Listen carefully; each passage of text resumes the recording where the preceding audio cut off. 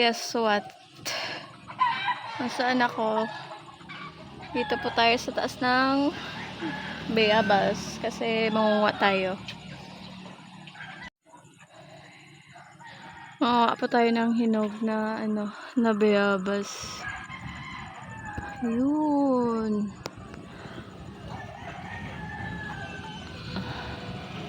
Yan. Yung iba hindi pa talaga hinog. Native po na bayabas.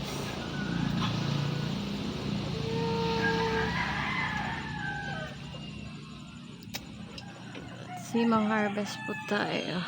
Yun. Saan ko nakita? Native po yan. Native. Ito. Yan. Yan.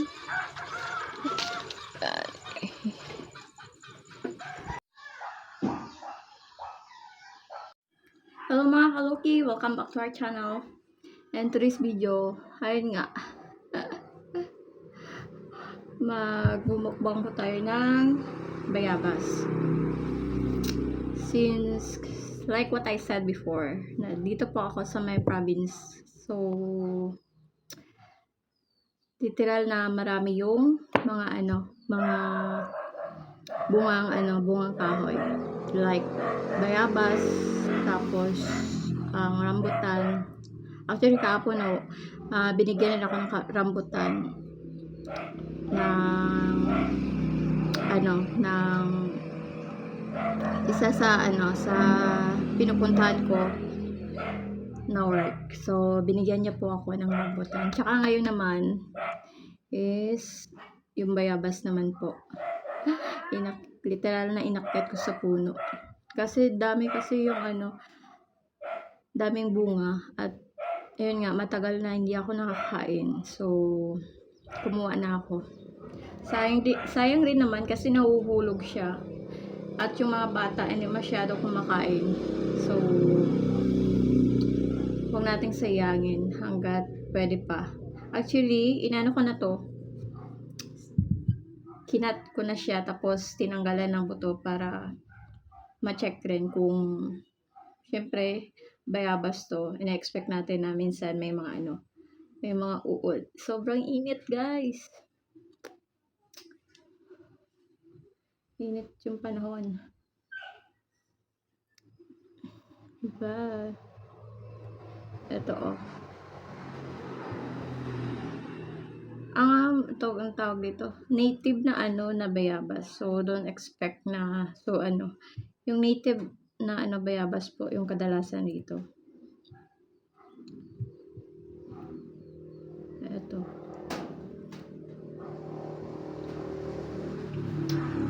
Lagyan mo lang po ng asin.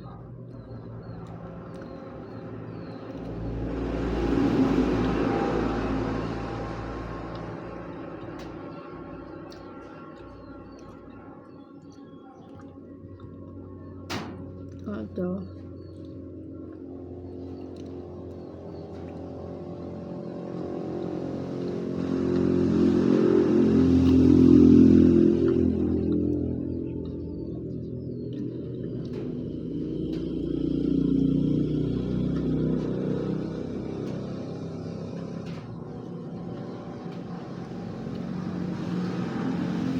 At actually, yung mga bunga nito is maliliit lang. Hindi gaya sa dati na na kinukuha namin.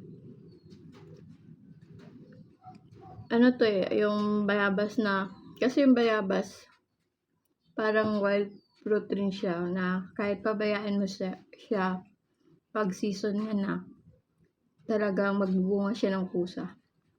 Hindi mo na siya kailangang alagaan.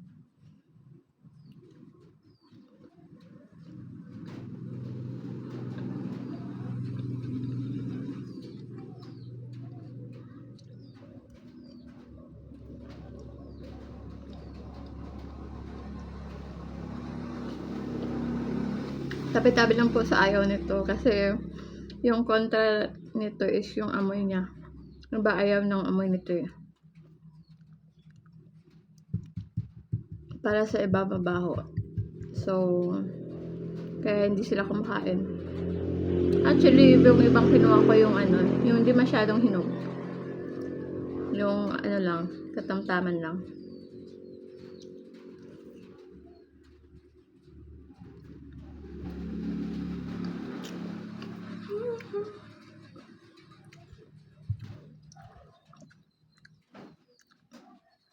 Hindi ko alam kung i-upload ko ito. Pag-iisipan ko pa.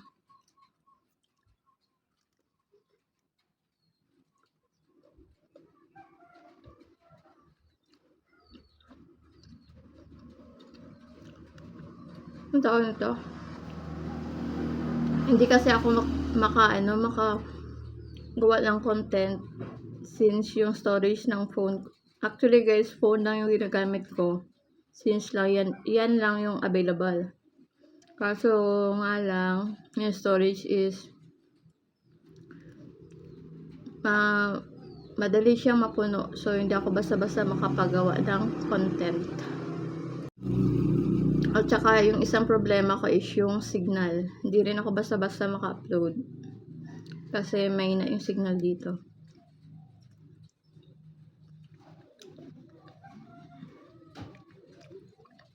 Ang isang bowl to guys. Ewan ko kung mauubos ko.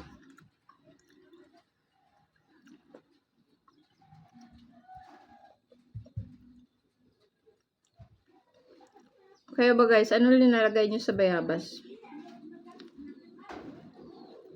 Nilagyan nyo rin ba ng nilalagyan nyo rin ba ng ng bagoong? Depende kasi sa tao kung anong gustong yung pares dito. Yan. Ganito lang guys kaliliit yung bayabas. Native na bayabas.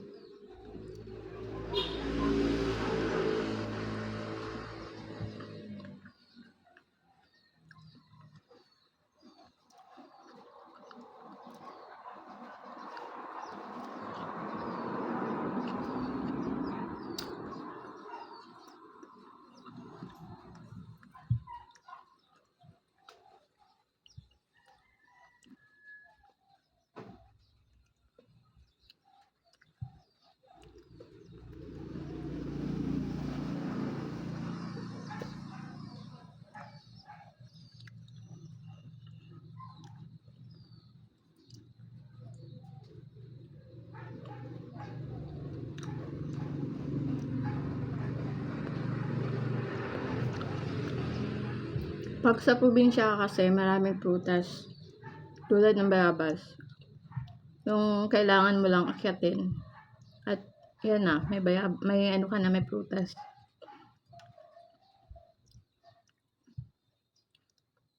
Kailangan mo lang sipagan magkakyat para makakuha ka.